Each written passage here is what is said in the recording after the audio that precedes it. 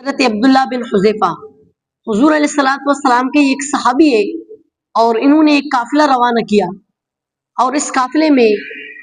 حضرت عبداللہ بن حذیفہ پکڑے گئے، اور رومیوں نے انہیں پکڑ کر اپنے بادشاہ کے پاس لے کر گئے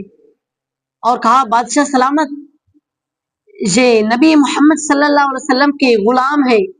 ایک صحابی ہے۔ تو رومیوں کی بادشاہ، عیسائیوں کی بادشاہ نے حضرت عبداللہ بن حذیفہ سے کہا کہ تم عیسائی ہو جاؤ، تمہیں عیسائی ہونے کی دعوت دیتا ہوں، آدھا مال دوں گا۔ تو حضرت عبداللہ بن حذیفہ نے فرمایا، آدھا مال نہیں، پورا دو، پورا نہیں، پورا عرب دو، لیکن میں اپنے نبی کے اوپر ایک بے وفائی کا قطرہ بھی نہیں کر سکتا، بے وفائی کے لیے ایک قطرہ بھی نہیں کر سکتا میں حضور کے اوپر۔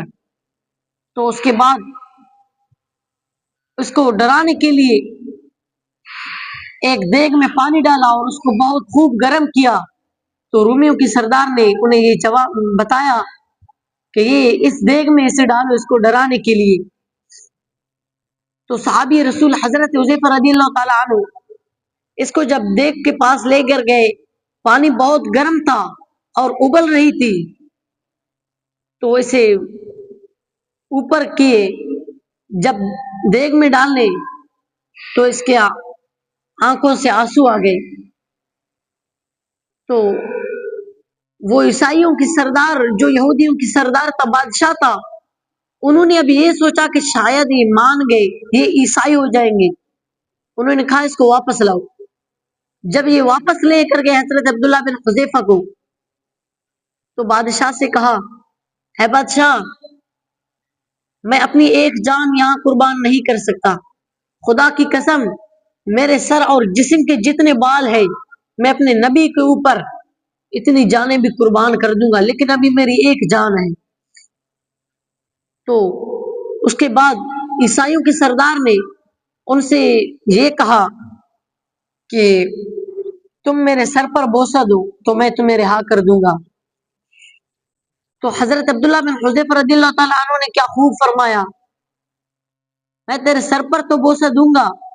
لیکن جتنے مسلمان آپ نے قید کی ہے سب چھوڑنا ہوگا، اسی شرط میں آپ کے سر بوسہ دوں گا۔ تو اس کے بعد عیسائیوں کے سردار نے ہاں کیا، اور حضرت عبداللہ بن حذیفہ نے ان کے سر پر بوسہ دیا۔ تو یہ جو مسلمانوں کا قافلہ تھا، جن کو حضرت عبداللہ بن حذیفہ نے رہا کروا دیا، تو یہ حضرت عبداللہ یہ حضرت عمر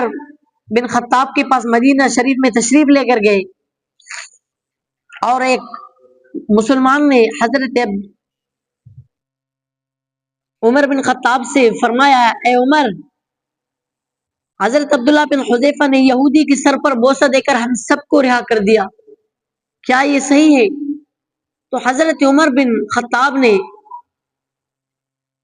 اٹھ کر حضرت عبداللہ بن حذیفہ کے سر پر بوسہ دیا کہ تم کتنے عقل مند ہو، تم کتنے طاقتور ہو، لیکن تم نے کیا ہی دماغ لڑایا، کیا ہی کام کیا۔ اس کے سر پر بوسہ دے کر آپ نے سب مسلمانوں کو رہا کر دیا۔ یہ حوالے البدایہ کتاب ہے، والنہایہ بھی ہے۔